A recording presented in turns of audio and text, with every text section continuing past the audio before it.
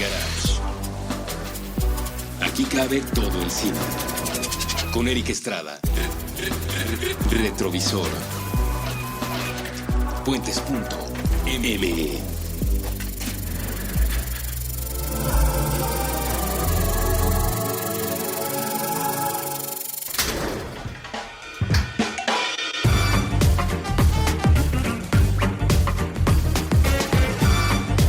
Hola, ¿qué tal? Les doy la bienvenida a un episodio más de Retrovisor, este programa que dedicamos a las películas que ya pasaron por cartelera, que ya no están en el cine, pero que vale la pena revisar por una razón o por la otra. Y no es que estemos un poco encaprichados con el cine de terror aquí en Cine Garage, aunque sí, pero bueno, mucha gente quizá dirá que a partir del estreno de La Bruja hicimos un especial de brujas y luego vamos a hacer un especial también del Exorcista, que es el caso ahora, no un especial, simplemente un episodio dedicado a un clásico del cine de terror, en el caso del episodio dedicado a la lista de películas con brujas, bueno, a varios que podrían también ser considerados clásicos del cine de terror. Lo que pasa es que se han juntado los factores, entonces podríamos tomar como pretexto el hecho de que La Bruja está ahora en cartelera. Confío, ¿no? Estamos adelantando un poco este programa, pero confío que estará en cartelera por un buen rato, por lo menos en la Cineteca, que suelen aguantar las películas un poco más independientemente de si las salas se llenan o no, aunque yo creo que las salas se van a llenar y deberían llenarse para ver a La Bruja. No, el capricho para hacer El Exorcista viene de otro lado. Estaba yo un día revisando las cuentas de Twitter, revisando correos, y me encontré con el avance de una nueva versión del Exorcista que en Fox, creo que más bien tiene que ver con televisión, pero al final de cuentas se está haciendo. Una nueva versión del Exorcista está a punto de salir. Revisé el avance y encontré que no debe estar necesariamente, por lo que se alcanzó a ver ahí, no está necesariamente vinculado con la novela de William Peter Blatty, que es de donde salió la película que estamos comentando ahora. Él hizo también el guión de El Exorcista, la gran película de 1973. Es más bien un avance que cuenta, pues así tal cual, como si se tratara de un detective o como si se tratara de un policía de narcóticos, el ir y venir de un sacerdote que de repente se encuentra con una mujer interpretada por Geena Davis, que tiene raras experiencias en su casa, manifestadas también a través de una de sus hijas, por la que alcancé a entender también. Entonces se despega por completo de la novela de William Peter Blatty, que es mucho más interior. No estoy diciendo que sea mala la nueva versión del Exorcista, no la he visto.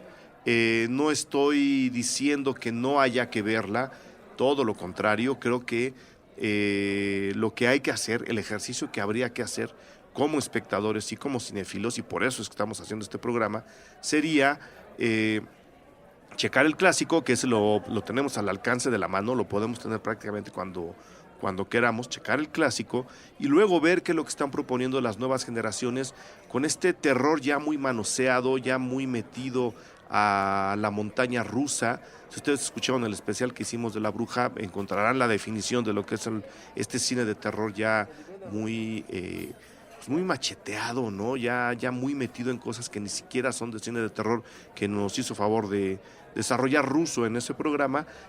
Parece que la película está ahí. Parece que la película, a pesar de querer tener cierto toque íntimo, que El Exorcista original lo tiene y por mucho, es decir, hay muchos conflictos internos en los personajes, hay mucho cuestionamiento hacia la ciencia por un lado, hacia la religión por el otro, hacia el fanatismo por el otro. Hay muchas lecturas, como justo ocurre en el buen cine de terror. El avance de la nueva versión del Exorcista, no quiero especular de más, pero no deja ver mucha carne en las tomas que nos presentan. Sé que es un avance, sé que no tenemos ahí prácticamente nada, pero se ve muy separada de lo que El Exorcista tiene y que vamos a comentar ahora en una película de 1973, de manera muy clara, muy sólida y muy musculosa. ¿Cómo es que se llegó a hacer el vínculo entre porque hay que ser sinceros, podríamos tener dos películas que se llaman El Exorcista y que no estén mínimamente vinculadas? Pues bueno, el avance que les estoy comentando usaba el tema Tubular Bells que existe en la banda sonora del Exorcista, la original. Entonces, o están jugando con nuestras ligas mentales, o sí están haciendo una versión muy manoseada del Exorcista de William Friedkin, que es el director de la película de 1973. Entonces, ante la queja, además de varios colegas, de pues, que estas nuevas versiones no vienen al caso, a menos que se hicieran con muchísimo cuidado, que es lo que yo digo, y es lo que yo espero que ocurra además con Los Siete Magníficos, pues yo también considero que no vienen al caso. Son películas que ya están hechas, que habría que revisar entendiendo el contexto en que fueron estrenadas para darles toda su riqueza y todo su valor. Más allá de que tengan buenos efectos, yo odio, y justo también por eso estoy haciendo este programa, me cae muy mal que la gente diga, esa película ya no la quiero ver. En el caso del Exorcista me ha ocurrido. Ya no quiero ver El Exorcista, no la voy a ver, porque pues, los efectos se ven muy chafas. A ver, el cine de terror no depende de los efectos, y ahí está La Bruja como uno de los ejemplos, ahí está It Follows como otro de los ejemplos, y por supuesto aquí está El Exorcista.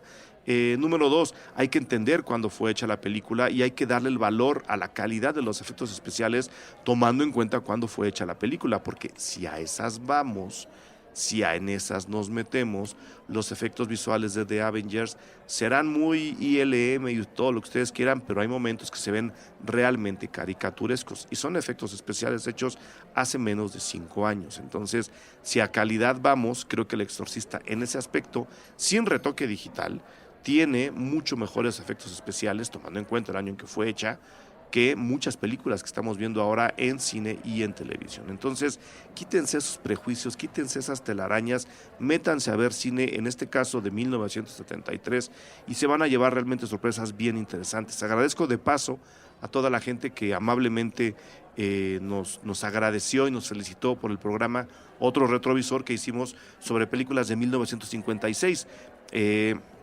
Un poco invitándolos al mismo ejercicio, a meterse a ese cine, a entender lo que estaba pasando en el mundo y en el cine y en las películas, ver qué historias estaban contando, ver cómo estaba el mundo a través de las películas.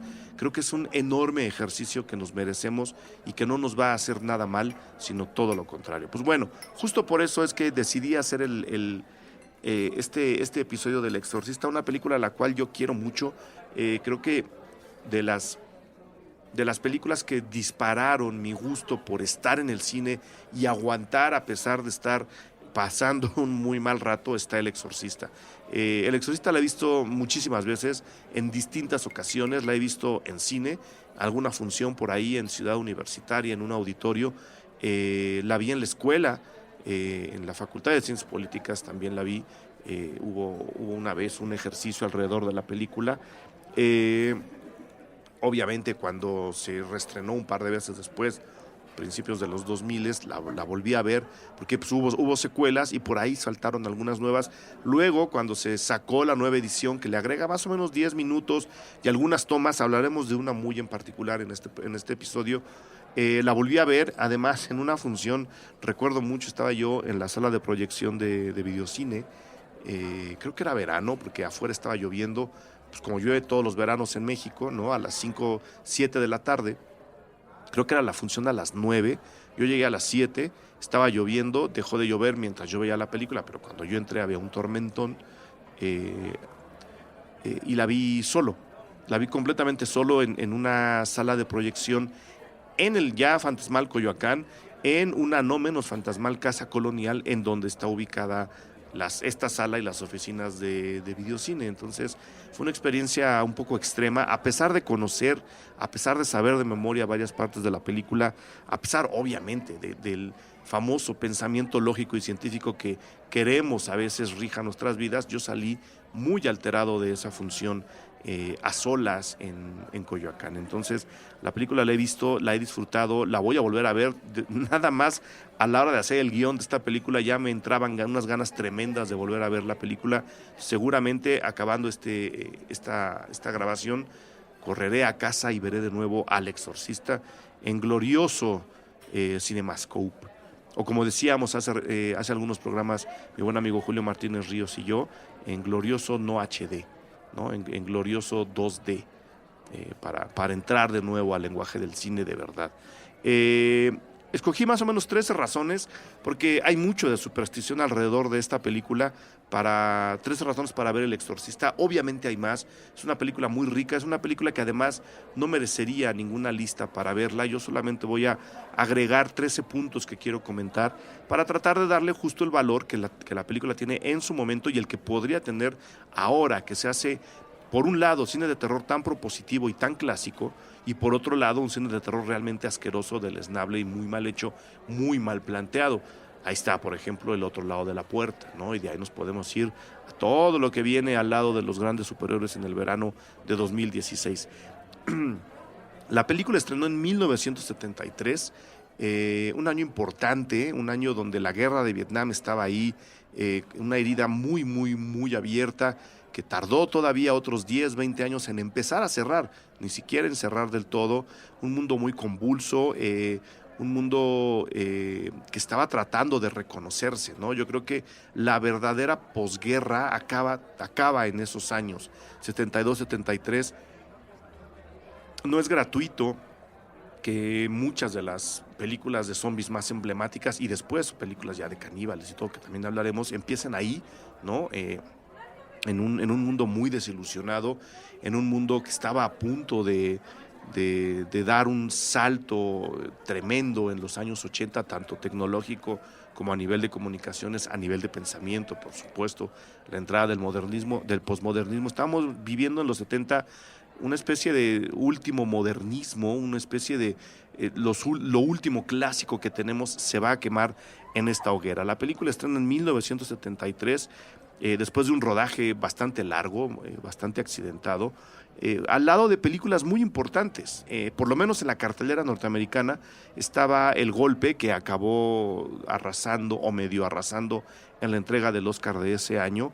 Estaba American Graffiti, la película de George Lucas, que nos enseñaba un poco, pues este otro, que nos puede enseñar, mejor dicho, nos puede enseñar un poco este otro mundo de George Lucas, que no tiene nada que ver con naves interplanetarias, ni con Jedis, ni con cosas por el estilo. Entonces, American Graffiti era una película que estaba ahí tratando de hacerse notar, a través de la cual estaba tratando de hacerse notar George Lucas, con Richard Dreyfuss en el papel estelar, Ron Howard, fíjense, el chico, el actor que después se convirtió en director, estuvo presente en American Graffiti. Bob Hoskins está también ahí, Harrison Ford comenzó a trabajar con George Lucas en American Graffiti, se estrena el mismo año. Sérpico, una película con Al Pacino, también dura, también muy oscura, también muy desilusionada, ¿no? Donde la policía y los bajos mundos de Nueva York andan ahí como enredándose. La Noche Americana de François Truffaut, un peliculón loco, una película dentro de una película, una de esas películas que nos enseñan cómo es que se hace cine, cómo es que se filma una película. La Noche Americana de François Truffaut estaba en el mismo año en la cartelera. Amarcord de Fellini, Papillon también con Dustin Hoffman estaba en la cartelera de esos años. Y en México la propuesta de terror no estaba tan chafa, ¿eh? Estaba Chabelo y Pepito contra los monstruos, un rarísimo clásico del terror mexicano que se cruza con la comedia, y que por supuesto trae al grandísimo Chabelo en el papel estelar, como una especie de genio que anda cumpliéndole sus deseos a Pepito, y eventualmente los dos terminan peleando con un grupo de monstruos pues muy extraños, muy a la mexicana, por cierto. Entonces, 1973 tenía ese marco. Nada más con ese marco hay que darse cuenta del nivel que tenía el cine en ese momento, a pesar de estar el mundo tan revuelto. Nada más con ese marco ya deberíamos tener suficiente para decir, vamos a ver El Exorcista, ¿no? Comparar a esta película con las otras que les acabo de mencionar y muchas otras más que se estrenaron también ese año, creo que nos daría un muy buen pretexto para revisar no solo esta, sino las otras que les acabo de mencionar. Ahí podríamos darle un poco la vuelta al programa y decir, aquí hay 13 películas que se tienen que ver al lado del Exorcista. Algún día haremos un programa así, más metido a la lista de películas que hay que ver al lado de esta, aunque ya hicimos por ahí uno alguna vez, en lugar de las 13 razones. Pero bueno, esa sería la primera razón por la cual yo diría hay que ver El Exorcista.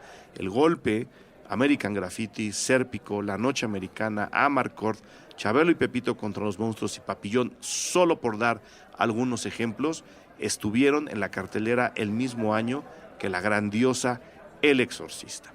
Que El Exorcista está dirigida por William Friedkin. William Friedkin es un director al cual, niños y niñas, ustedes deberían de conocer muy bien.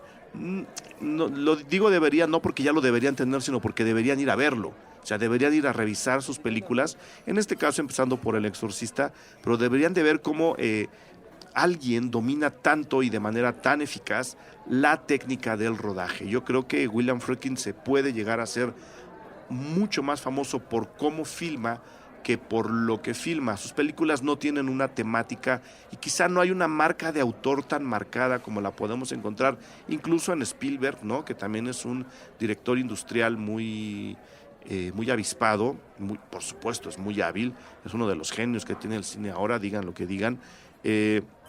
William Friedkin, habiendo entregado películas tan buenas, tan distintas, tan bien hechas, tan emocionantes, tan elegantes incluso como el propio Exorcista, creo que puede llegar a pasar a la historia más por las entrevistas que le hacen sobre cómo rodó tal o cual escena en tal o cual película.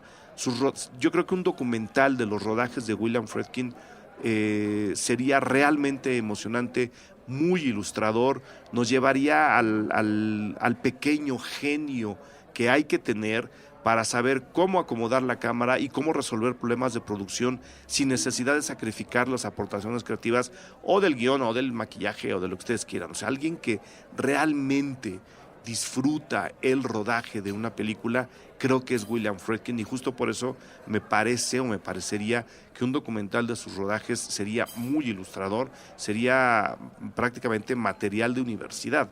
Los chicos tendrían que saber cómo rueda William Friedkin, compararlo con cómo ruedan otros directores y tratar de ver el nivel que este señor tiene a la hora de estar en las locaciones y en los estudios. ¿Quién es William Friedkin?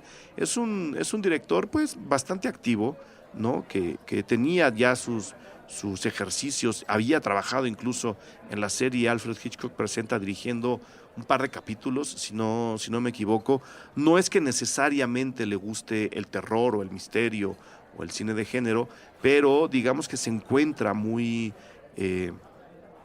cómodo en ese tipo de propuestas, o por lo menos sabe nutrir sus películas con los ingredientes necesarios de estos géneros para hacer de sus películas algo más, para llevarlas un paso más adelante, no quedarse como la mayoría de la gente en lo que dice el librito y no salirse jamás de ahí. Pues bueno, William Friedkin ya tenía, repito, su recorrido, pero un año antes de hacer El Exorcista realiza una película realmente impresionante que se llama Contacto en Francia, que está en Netflix, la vi el otro día, me la encontré ahí, con Gene Hackman, una película de detectives internacionales, de espías, un thriller en toda forma que se desarrolla muy al principio en Europa y que después se traslada a Nueva York y que nos regala, entre otras cosas, sin retoque digital, sin Vin Diesel y sin autos arreglados y tuneados para la ocasión, una de las mejores y más emocionantes persecuciones en auto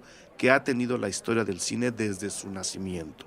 Nada más por revisar, esa es otra de las cosas que se revisan en la escuela. Esa secuencia de la persecución en Nueva York, de Contacto en Francia, se revisa en las escuelas casi corte a corte. Es una verdadera cátedra de cómo resolver, cómo narrar, cómo armar y cómo montar una secuencia de acción. Entonces ahí estaría Contacto en Francia. Otra sugerencia para ver junto con El Exorcista, hay un documental, para que caiga un poquito más la idea de por qué probablemente importa más cómo filma que lo que filma William Friedkin. Hay un documental ilustrador, ya hemos hablado en Cine Garage de la entrevista de Truffaut a Alfred Hitchcock, ya está ahí en cartelera y probablemente ya muy pronto en soporte digital el documental de esa entrevista de Truffaut a Hitchcock, para que veamos cómo dos cabezas que están haciendo cine pueden hablarse, interactuar y comunicar no solo ideas, sino transferir información. Ese es uno. Digamos que William Friedkin tiene el suyo propio, ¿no? Él entrevista a Fritz Lang, a uno de los grandes genios que tuvo el cine en general, que tuvo el cine expresionista alemán en particular, alguien que también le aportó mucho y le enseñó mucho a mucha gente a la hora de filmar. Pues bueno, William Friedkin entrevista a Fritz Lang y esa entrevista se convierte en un documental. Ahí está, digamos, el otro lado de William Friedkin. De veras, si quieren aprender de cine, si quieren saber anécdotas interesantes que además informan sobre cómo hacer, cómo resolver problemas en el rodaje, creo que esta entrevista de Fritz Lang con William Friedkin nos puede llevar a esos niveles en donde ya los artistas se inspiran, ¿no? Elevarnos un poco a la propuesta del artista con el artista y empezar a debatir ideas que probablemente van a acabar nutriendo cosas muy en el futuro, como ocurrió con William Friedkin platicando con el gran Fritz Lang, de quien eventualmente haremos un retrovisor aquí en Cine Garage. Tiene una película durísima que se llama Cruising, sobre un asesino en Nueva York que está asesinando homosexuales, ¿no? Sus presas son homosexuales. Entonces el detective, que está interpretado por Al Pacino, me parece también, tiene que adentrarse, él como investigador, tiene que adentrarse en los muy bajos mundos del intercambio sexual homosexual en el Nueva York de esa época, en el Nueva York preturista, en el Nueva York pre-Disneylandia en la calle, para tratar de encontrar a este asesino. Y la verdad es una película muy intensa, muy oscura, muy violenta, muy claustrofóbica también. Yo recuerdo haber tenido pesadillas la primera vez que vi Cruising. Tiene un thriller realmente bueno, muy emocionante, un thriller de venganza a un hombre, no les voy a decir más, le matan a su hermano y él trata de vengarlo en los círculos delictivos de Los Ángeles, y la película se llama Vivir y Morir en Los Ángeles. Un thriller realmente muy contemporáneo, a pesar de que en este caso la película está rodada, creo que en los 80, es una película muy contemporánea, viéndola incluso en nuestros días. Es un thriller muy emocionante, es un thriller muy poderoso, es una película también muy emocionante. Creo que una de las grandes cualidades de las películas de William Friedkin es que se convierten en muy emocionantes. O sea, no puede ir nada más emocionante, tiene que haber una dosis extra, te tiene que tener ahí con el nervio tenso, con el sudor contenido. Son películas en ese aspecto muy serias, ¿no? Que saben qué hilos empezar a jalar para que nuestra emoción esté a flor de piel. Y Vivir en Morir en Los Ángeles no solo es un gran thriller, sino que es también un thriller muy, muy emocionante. Hay otro thriller por ahí ya de asesinatos un poco más pasionales, que se llama Jade, muy menospreciada en su momento, muy maltratada por la crítica. Yo creo que es un gran ejercicio. Creo que de nuevo es una película en donde estaría muy bien saber cómo se filmó mucho de lo que vemos en pantalla, y a través de eso aprender de la sabiduría de William Friedkin. Y tiene una película que se llama Bug, que en México, pues sí, eventualmente estrenó, pero no recuerdo cómo le pudieron haber puesto en español. La película Bug de William Friedkin es del 2006, y es con Ashley Judd y con Michael Shannon, el actor fetiche de Jeff Nichols. Ahora, otro que también sabe este tipo de trucos, ¿no? Cómo meternos, cómo jalar los hilos, cómo entretejer intriga que podría incluso llegar a ser sobrenatural o de ciencia ficción en sus películas. Michael Shannon es su actor fetiche. Aquí lo tenemos trabajando con William Friedkin en Bug, una película en donde la paranoia, la fobia a la mugre, la ciencia ficción, la teoría de la conspiración, también un poco de thriller crimen, todo se mezcla en una historia súper rara, muy bizarra, que raya en lo gore, que juega mucho con nuestros intestinos de una manera, de nuevo, elegantísima. Muy, muy elegante, a pesar de que visualmente la película es muy viscosa y muy carnal, ¿no? Está la carne ahí desgarrada prácticamente todo el tiempo, también en un escenario muy reducido, una casa, una casucha al lado de un bar a la mitad de la carretera. A pesar de eso, la película tiene una elegancia narrativa muy clara, ¿no? La película es muy inteligente. Yo recomendaría muchísimo que vieran Bug. Es, yo creo que una de las propuestas más contemporáneas, siendo que sus películas no envejecen, es una de las propuestas más contemporáneas de William Friedkin. Está basada en una obra de teatro, por eso casi todo ocurre dentro de esta casa, donde las pesadillas se van haciendo realidad poco a poco de una manera realmente estremecedora. Ese es William Friedkin, ese es el director del Exorcista, ¿no? Alguien elegante, fino, certero, con músculo, con poderío, con idea visual, ¿no? Y con muchísima fineza narrativa, y en consecuencia todo eso acaba reflejándose en cómo nos están contando la historia de esta chica poseída en Estados Unidos, cómo su madre trata, entre sobreviviendo en las altas cúpulas burguesas de la ciudad, y no trata de entender lo que le está pasando a su hija, estos extraños misterios, estas extrañas manifestaciones que va teniendo a lo largo del primer capítulo de la película. La madre, por supuesto, quiere encontrar una explicación científica hasta que eventualmente se da con la pared y tiene que recurrir a un sacerdote para que exorcice a la niña, porque cree finalmente que está poseída por algo. Lo padre, creo que mucho de lo padre del Exorcista es que, a pesar de escenas sacrílegas como la famosa masturbación con el crucifijo, y de jugar mucho, obviamente, con el agua bendita, con los crucifijos de los padres, con el Ave María y todo aquello, es una película que está lidiando con temores más allá de lo cristiano. Es una película que no necesariamente tiene que ver con Satanás. La película comienza con una investigación arqueológica en Irak, en donde un hombre descubre un idolito que, al ser removido, despierta o libera a un demonio que, por razones que ustedes verán en la película, acaba manifestándose en el interior de Regan, que es la chica a la que interpreta Linda Blair en El Exorcista, la chica que es poseída. Pero no se trata necesariamente del Satanás católico, no se trata del diablo con patas de cabra, de Alex de la Iglesia, por ejemplo. Es simplemente un demonio, es un ente maligno. Y ese, a pesar de que los sacerdotes son los que pelean con él y que hay una pelea católica con este demonio, ese alejamiento minúsculo del Satán que todos conocemos, creo que le inyecta un miedo extra a la película, y es, por supuesto, un gran acierto. Hay que recordar nada más que sí, William Friedkin tiene todos los hilos en la mano, pero está trabajando del lado de William Peter Blatty, que es el autor de la novela y al mismo tiempo es quien adaptó su novela para el cine. Entre los dos están manipulando algunas cosas por ahí.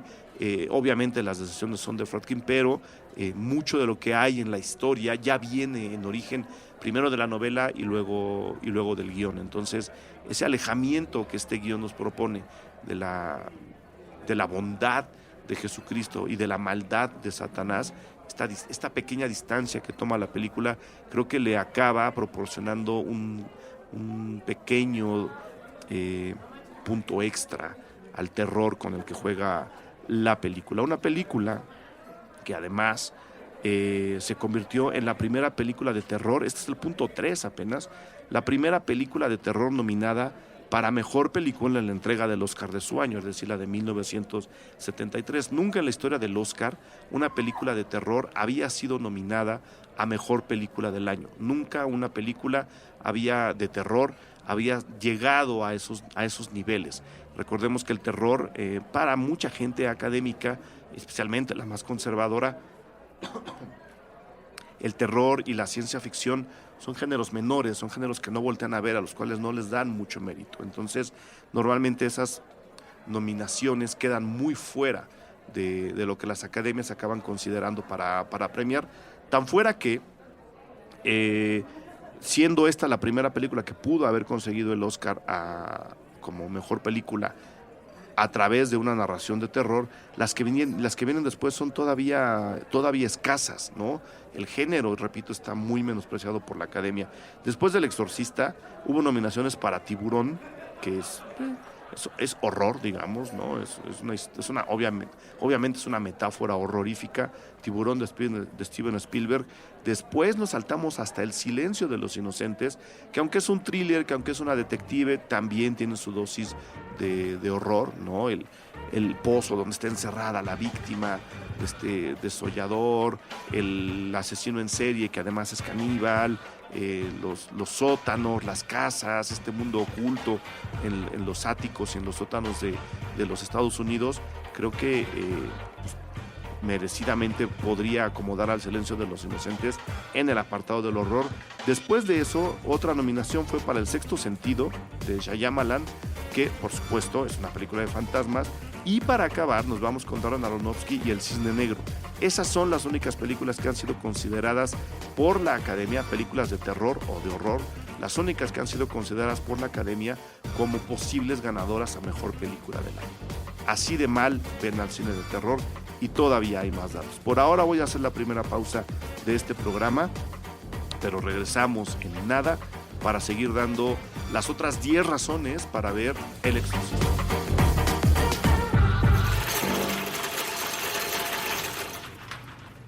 El Museo del Objeto presenta la exposición Erotismos, la vida íntima de los objetos.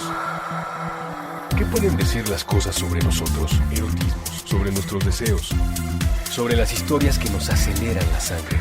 Erotismos, un recorrido por objetos que llegaron hasta nuestra realidad, directo de la fantasía de alguien más. Colima 145, Colonia Roma Norte, Ciudad de México. Acompaña tu visita escuchando las intervenciones de Puentes en Spotify.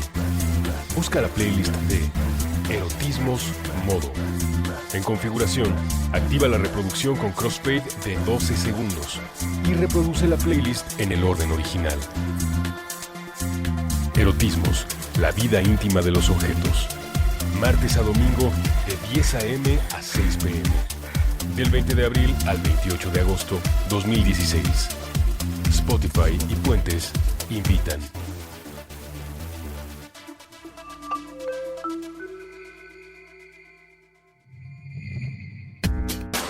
Un libro para el fin. Porque la cosecha de letras nunca se acaba.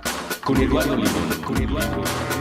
Nuevo episodio todos los martes a las 10 a.m.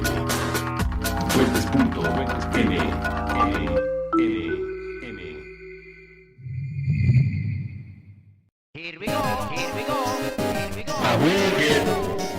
No se vale trabar.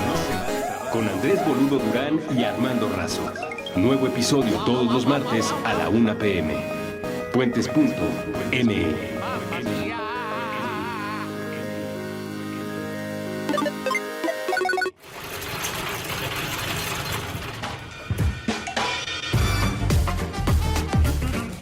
Muy bien, estamos de regreso.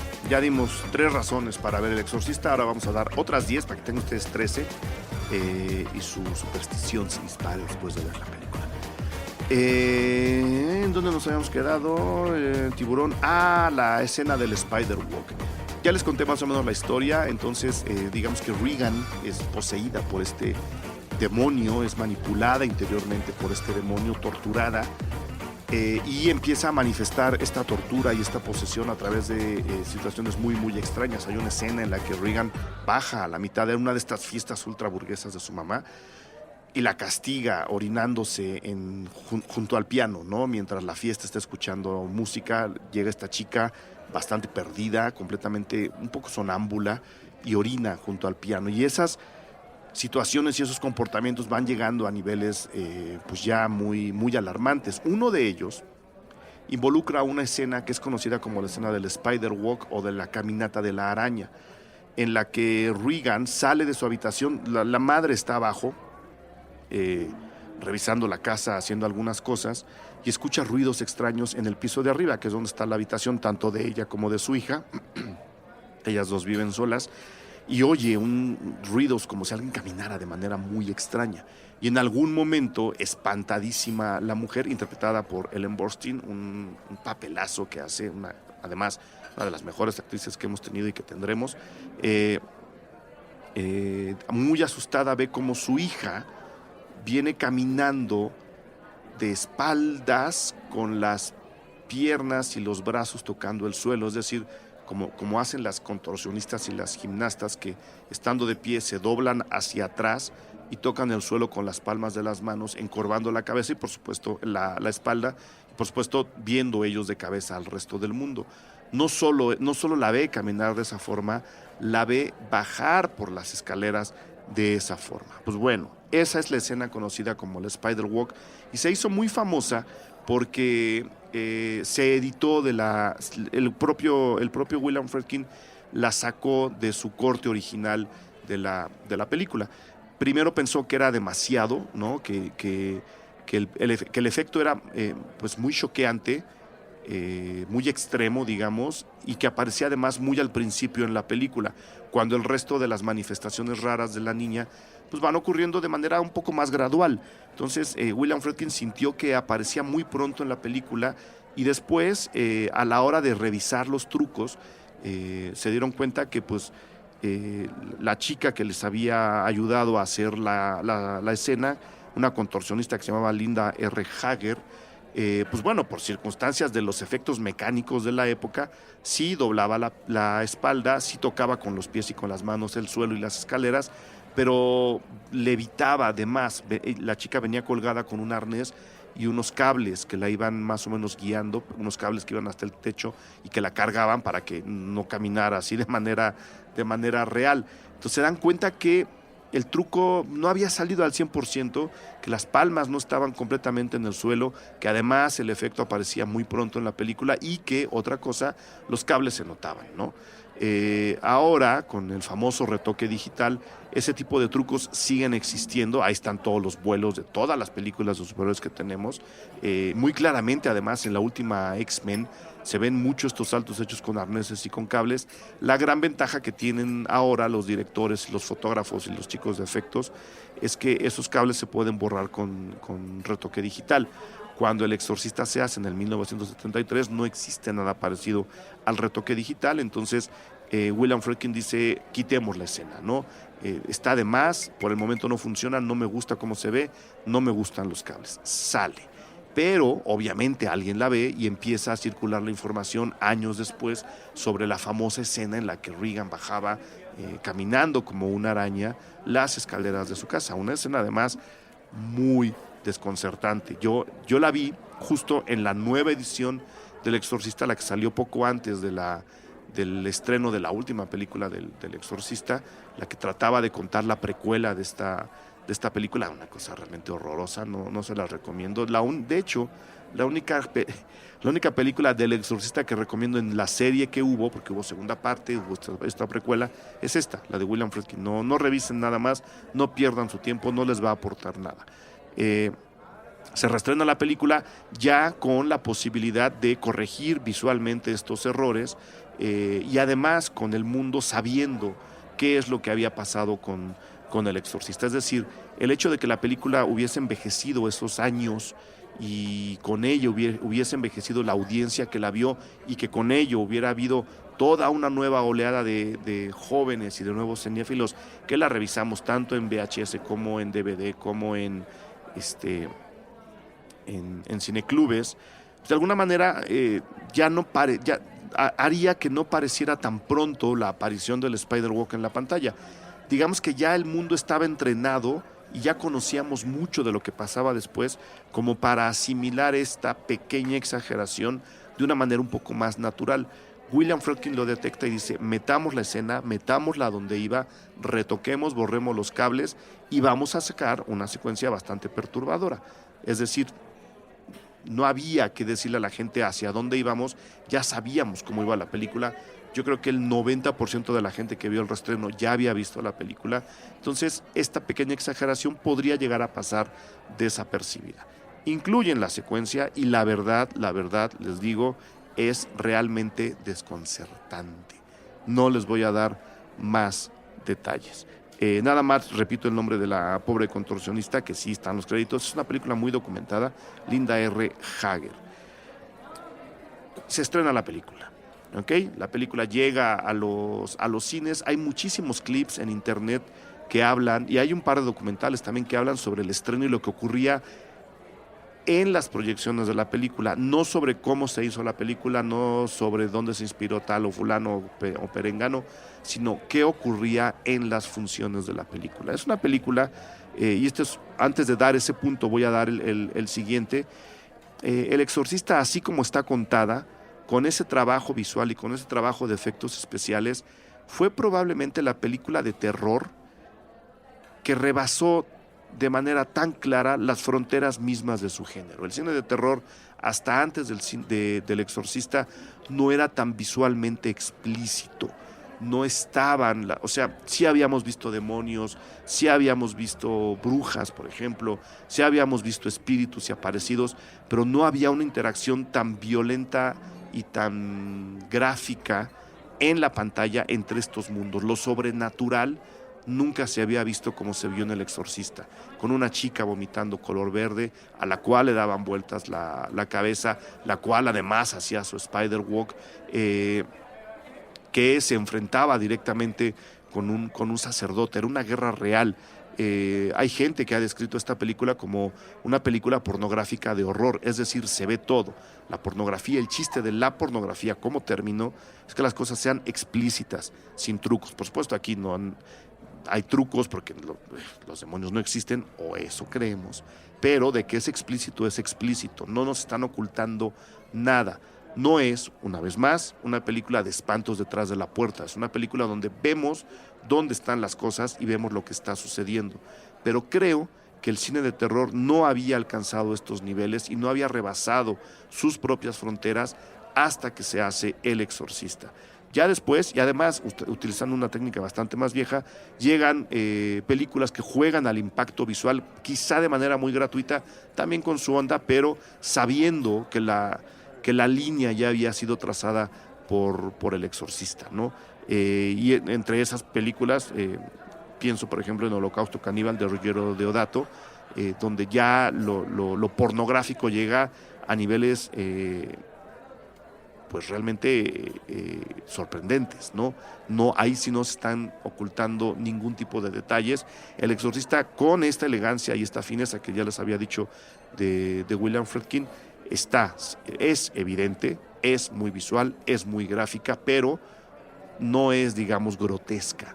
Esa es la gran diferencia entre esta película y las películas anteriores de terror y las que vinieron después. Pues bueno, jugando con esos elementos grotescos y con esos elementos gráficos o pornográficos, como le quieran llamar, es que en las primeras semanas de proyección los cines o tenían una ambulancia en la puerta con paramédicos o tenían el teléfono listo para que al primer desmayo llamaran a los paramédicos y llegaran a recoger a la gente que estaba teniendo shocks, que estaba teniendo ataques de nervios, que estaba teniendo ataques de pánico, en una película que está contada como una serie de suspenso, aunque está aderezada con elementos clarísimos del terror.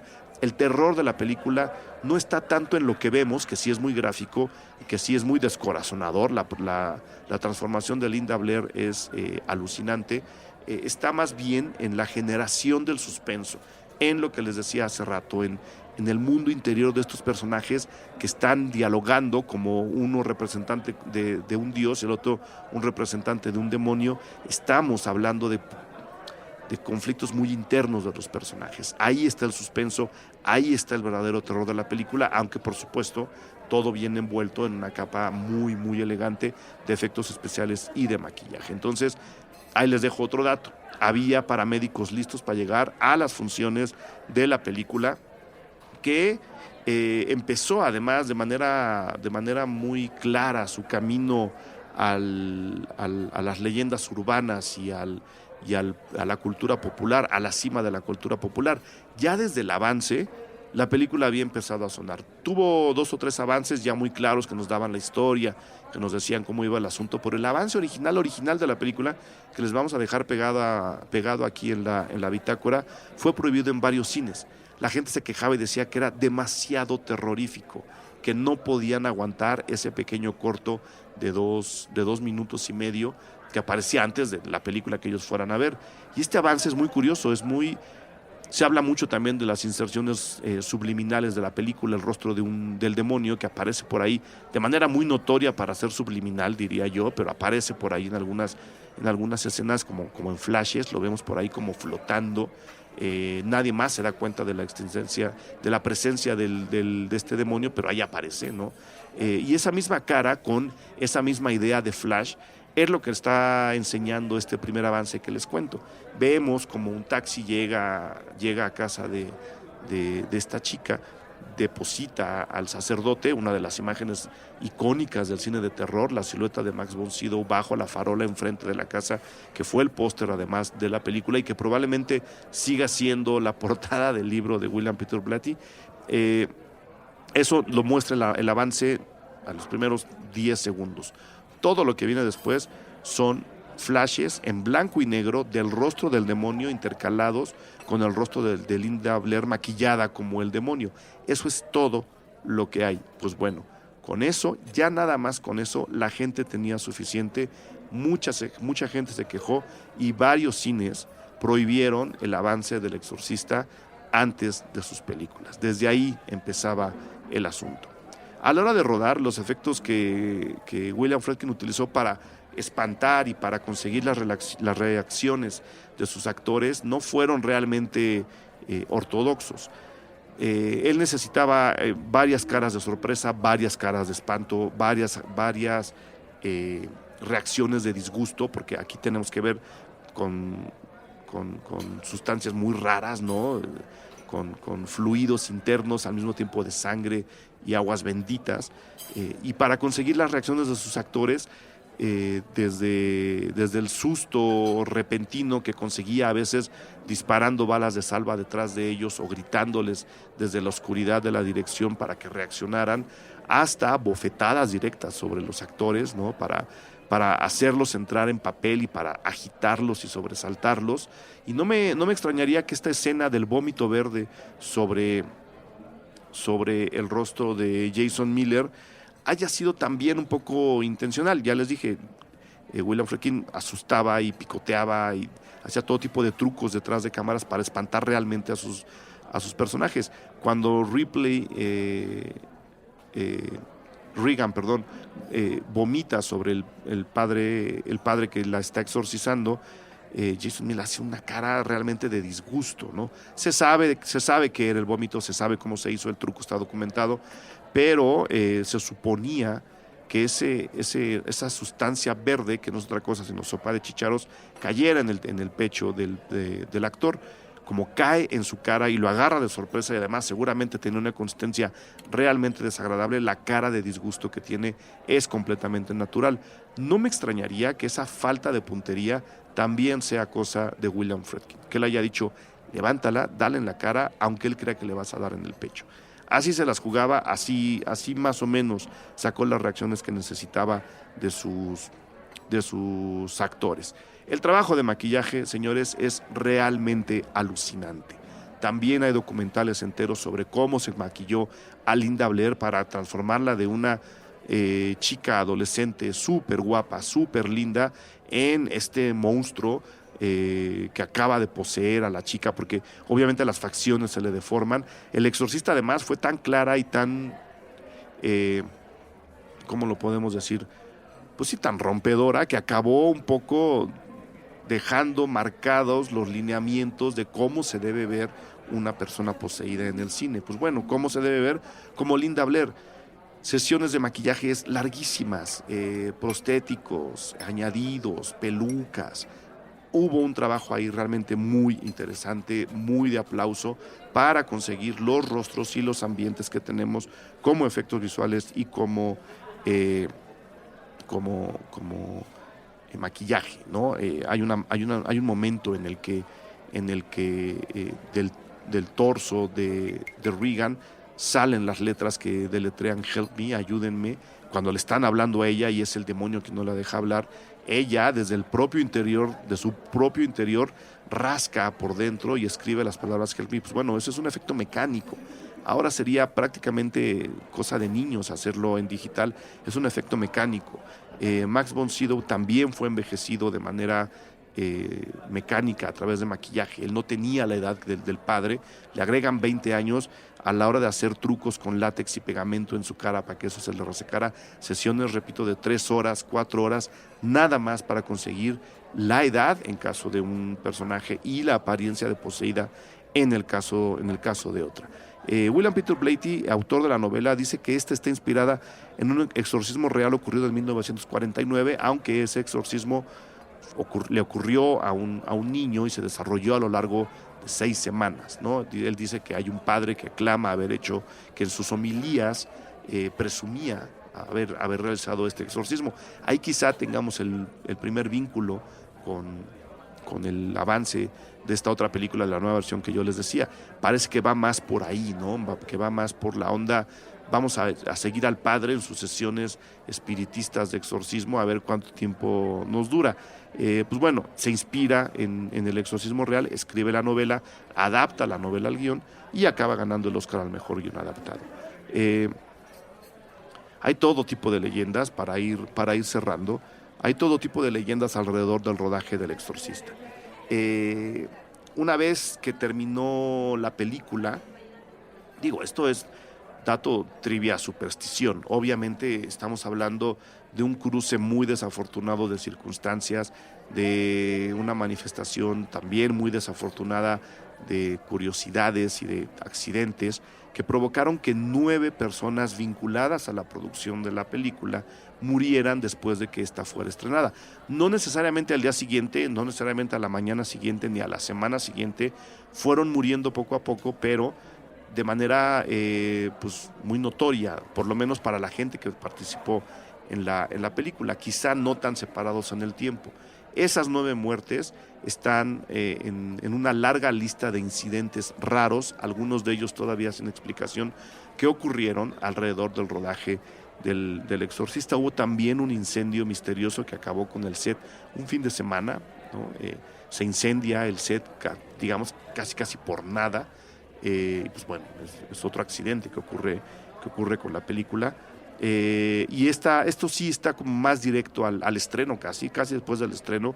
2 actores, Jack McGowan y Vasiliki Maliaros, mueren, ¿no? La película se estrena y estos dos tienen la muy mala fortuna de clavar el pico cuando la película se acaba de estrenar. Esta, repito, lluvia de circunstancias que unen muertes con accidentes alrededor de una película que ya de entrada hablaba de situaciones muy poco normales, muy poco científicas, le da un aura extra a la película. No estoy tan seguro, no he alcanzado a averiguar qué tanto se trata de un truco de mercado y qué tanto no, pero siendo una o la otra, las dos son igualmente efectivas, ¿no? Nos habla, sí, aunque queramos dejar de ser supersticiosos, de cierto tipo de fuerzas que todavía no conocemos y que si no conocemos no podemos llegar a controlar en caso de que quieran creer en esos submundos o en esas actividades paranormales, ¿no? En lo sobrenatural, o en el caso de lo circunstancial, si creen que es una curiosidad que estas cosas hayan ocurrido alrededor de la película y ello haya desgraciadamente ayudado a venderla, pues bueno, ahí es cosa de cada quien. La película es tan efectiva, la película es tan poderosa, la película es tan grotesca, la película es tan visual y está partiendo tanto las fronteras del cine, como se hacía antes y como se hace ahora, en particular el cine de terror, que un director mucho más viejo, un director mucho más tradicional, un director que contaba otras historias, como George Cukor, amenazó con renunciar a la Academia de Hollywood si esta película finalmente ganaba como mejor película del año y se llevaba un Oscar. Él dijo, si El Exorcista gana, olvídense de George Cukor. Yo, que tengo una larguísima lista de películas, muchas de ellas clásicas, mucho más joviales, mucho más bonitas, o sea, ahí se notaba ya un poco el rompimiento generacional. Si esa película gana, yo me voy. Y es eso, El Exorcista marca lo que les contaba yo hace rato, el rompimiento de las fronteras visuales para el cine de terror, pero también es una especie de bandera de cambio generacional. Repitamos la lista de directores que estaban con ella y entre ellos encontraremos a un George Lucas antes de Star Wars, a la que también se le tenía muy poca fe cuando estaba filmando.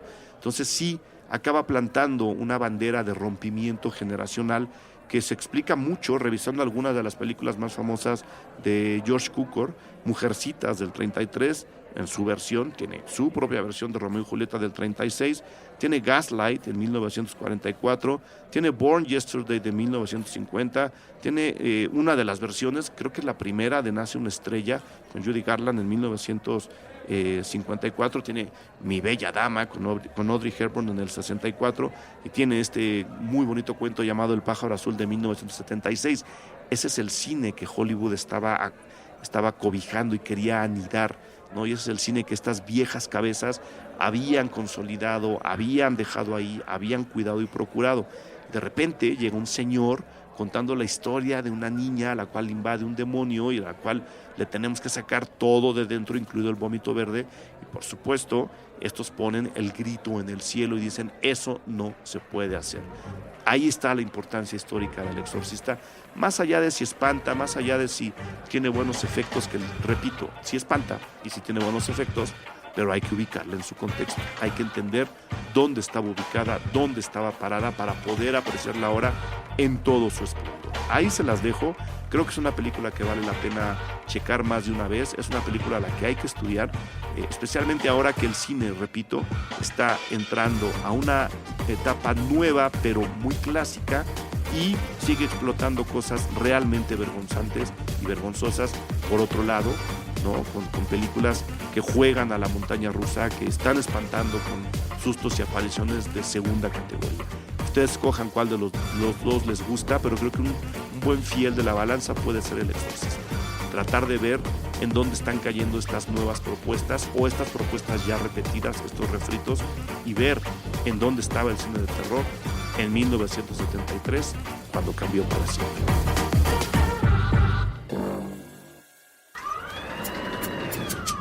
Cine Garage. Aquí cabe todo el cine. Con Eric Estrada. Retrovisor. Puentes.me